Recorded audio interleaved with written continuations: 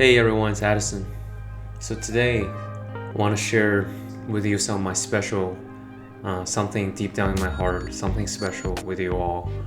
So not for any kind of monetization purpose, I'm purely just want to share my experience as an immigrant. Came to this country with my bare hands and gradually built what I have today. And I'm still in my 20s.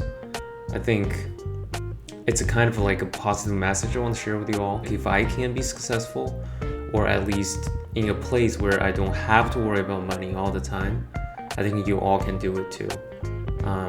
I saw a lot of inspiring videos on YouTube. A lot of people are ultra successful. They are like multi-millionaires. They are like 300, 400 millions net worth, and they are sharing the story. I think it's really amazing. They are start sharing it. But somewhat, I think I have a valuable message, which is more relatable probably to you all. Like I had a huge language barrier. I had a lot of culture shock. I never met any like diversified people in my life until 21. So I think my story might be inspiring and more maybe somewhat doable for you. If I share with you, can be somewhat inspiration for you. Let's start. First of all, why I decided to come to the United States. So when I was 20, I looking around myself, all the friends, the people around me, they are having a pretty solid idea what they want to do in the future.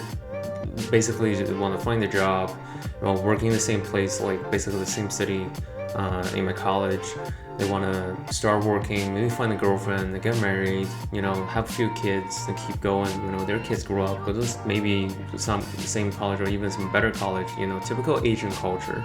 And I start thinking, cool, this seems quite safe and stable, and I can see what comes out of it eventually. I might have a really good, happy life, quite stable, predictable, but somewhat a little bit depressed deep down in my heart. I don't like this kind of pattern be repeated. So I decided, hey, I want to study abroad after college. I want to go to grad school in a different country. So when I started looking at that time, there are a few options like Europe, like America, Canada, Australia. So Australia and Canada is just too empty. The population is too thin, right? Compared to other countries like America, China, it's too small. And for Europe, the whole society's European economy is slowing down, and their policy is not encouraging innovation and entrepreneurship. So I decided, okay, if I'm going to leave and study abroad, let's go to the most competitive and the most desirable place, which is America. So I start preparing for that. I find a small group of people who also have the same dream, same purpose, same goal group, and prepare really hard for a few tests, like test of English, a foreign language, prepare for GRE, which is engineering school, grad school entrance exam, and try to get my GPA as high as possible. So these are like basic requirements, and I need to do some volunteering to enrich my resume. So eventually applied. They probably did GRE 5 times. I failed multiple times, and every single time I need to do GRE, I need to fly to a different part or province in China to do the test. And I did TOEFL, like test of English foreign, like 4 times.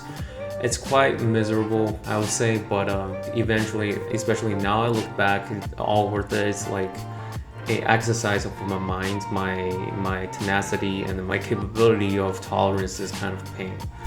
So everything went well. I got admitted into multiple colleges in US, and eventually I'm in Virginia. So that was before I came to the States. So after I arrived, there's no surprise, a huge culture shock, because I was born and raised in China.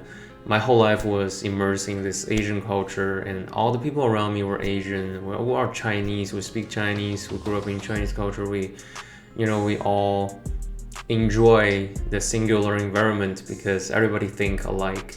right? Then I came to States, I realized that, oh my God, it's totally different. Even though I watched a lot of American shows before when I was in China, but saying it's the culture shock is just huge. I see people go to church, I see the female male dynamic are super different, and how the professors are treating their students are super different. And mostly importantly, my English was so bad. It's so terrible. I don't think anybody could understand. I don't think I can even phrase a complete sentence at that time. It's more like I spit out words, right, one by one, and hope people will understand. So that was really hard, especially at the very beginning of my journey when I came to the States. After I stayed in the States for 3 or 4 months, I basically gradually adapted to the culture, like the food, like pizza, burger, you know, all this typical American food. I adapt to it and made some friends through church. I went to church all the time. I'm trying to understand the church culture and how people interact with each other, especially in Virginia, southern states. It's a big thing. I made a lot of great friends, and just talking with them and interact with them, my English level is just raised dramatically, and I eventually be able to communicate with people, at least on the conversation level, quite easily. Well, that was culturally, I gradually adapted. Then I realized a really important question, critical question, is that I need to find an internship. Because as a foreigner, as a foreign student, I don't really have a status I can stay here anymore after graduation, because I was on student visa. So I will need an internship to be able to secure a full-time job. And the whole program was only 2 years, and in my case I finished in 1.5 years, which means I only have one chance to do the internship, which is after the first year, in the summer break, I need to do the internship. So it was about 4 or 6 months before the summer internship starts, so I started crazily applying. Basically, my strategy at the time was just like shooting in the dark. I apply, I'm trying to exercise my tenacity, my consistency. I just apply 100 company every single day. I never ever stopped one day. So that was my schedule at that time. I just want to get an internship. I don't care what company it is. I just want to get an internship.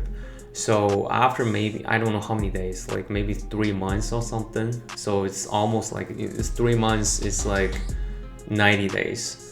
And like 100, let's say 100 application per day. So it's locked internship in Boston. After that, I went to Boston, you know, I make more friends. Because I understand, one thing as an immigrant I understand is that I have no family here, okay? I have no family, no previous connection. The only thing I can do to build up my connection is by making new friends. And in order to make new friends, I have to be outgoing, because nobody gonna say hi to you. Hey, you look Asian, you wanna be my friends? No, nobody gonna say that, and nobody gonna do that. The only possible way for me to make friends is go out of my comfort zone. And that is one lesson I wanna, if you guys are doing it already, it's all good. You just stay with that. But if you haven't started doing, like, you know, just go out of your comfort zone and talk with the people and communicate with the people and trying to advertise yourself, it will be really, really hard as an adult. So that's one lesson I learned really quickly after I moved to States. Back to the topic, I moved to Boston and started my internship. Everything was safe and sound until I realized the competition was extremely crucial. Because at the time there were other, 6 or 7 interns, and they're only gonna give out 3-ish return offers, so it's like 1 out of 2. So I started working really hard, trying to communicate with my leader, my manager, make sure, you know, they understand where the project's progress is at. So I tried my best. I basically didn't really visit Boston, explore the city, but eventually I got a return offer. So I would say I'm extremely lucky, because I know a lot of my peers, they may be just a little bit late of the timeline when they're applying, internship, so they didn't really get an internship. And what happens after that is it's like hell difficulty for these people to apply for full-time job and get an interview. So I'm really lucky. I did that beforehand. The reason I can do that is same, connect with my previous point, make friends, go out of your comfort zone. Okay, so after that, I started sitting a little bit, make more friends. So you may ask, hey, Addison, how do you make friends? So usually there are a few ways. One is like through work, right? When you do internship, you're gonna know some same age kid, you guys hang out. So just trying to join all the team meetings, team hangouts, get to know them a little bit more. So they may know some people in the city, and later on you can say, hey, we can hang out, let's go to a movie or go to some kind of random marathon events, whatsoever. So yeah, I did that and I got a return offer. Then I moved back to Virginia, spent another half year. I kind of accelerated it because I don't really care too much about the program's education. I can share with you all more about my opinion towards college education later, but let's skip it for now. Then I went to my full-time work job. I went back to Boston, but I didn't really into that city that much. So I requested, hey, let's move to the West Coast. Then I moved to the West Coast and started working for almost a year. And I realized that this job isn't really for me because I got the same exact feeling when I was in China. It's like, okay, I can see the end. I can see what's gonna happen if I stay with the company. I stay doing what I'm doing every single day. Okay, I'm gonna get a status, eventually become a citizenship.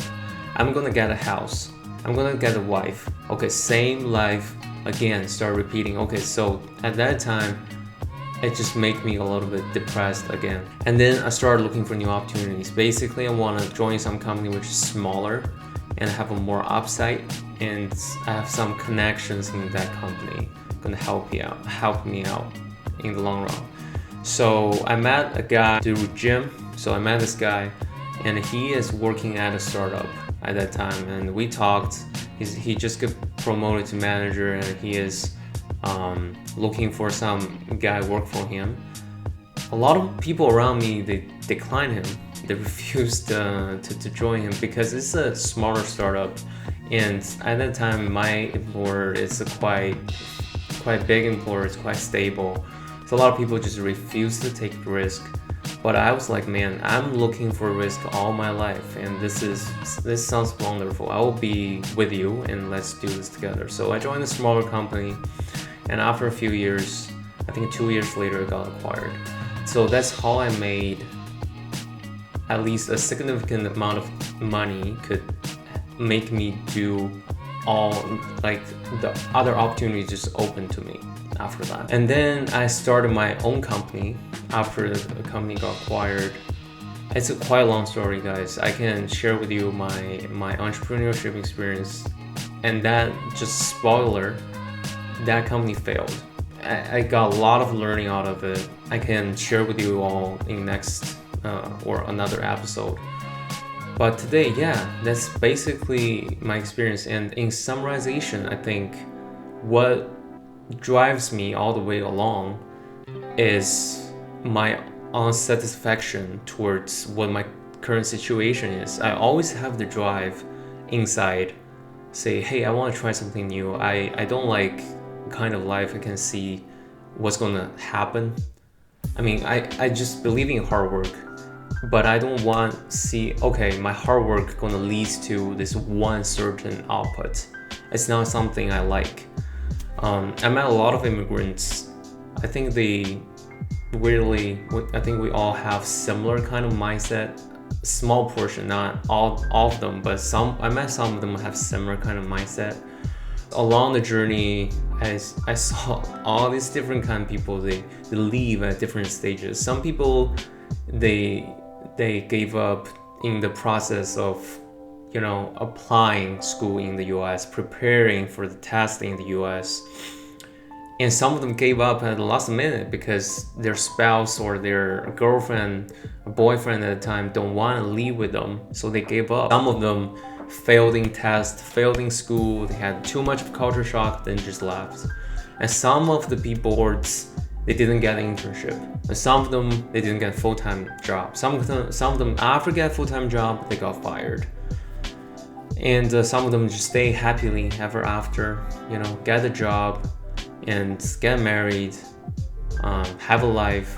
It's all good, but I still pursuing the uncertainty, taking the risks. It's just the whole journey, it changed me, or in another word, make me realize who I really am as an immigrant.